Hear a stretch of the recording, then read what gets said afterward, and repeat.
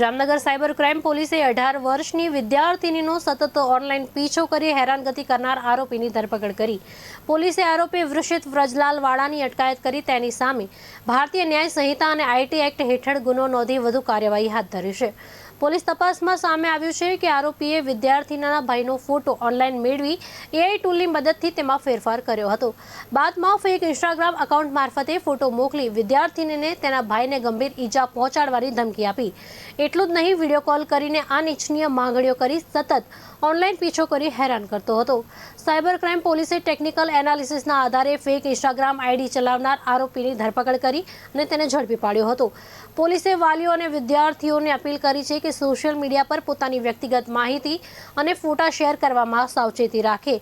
કોઈ અજાણ્યો વ્યક્તિ ધમકી આપે કે અનિચ્છનીય માંગણી કરે તો તાત્કાલિક માતા પિતા અને નજીકના પોલીસ સ્ટેશનનો સંપર્ક કરે.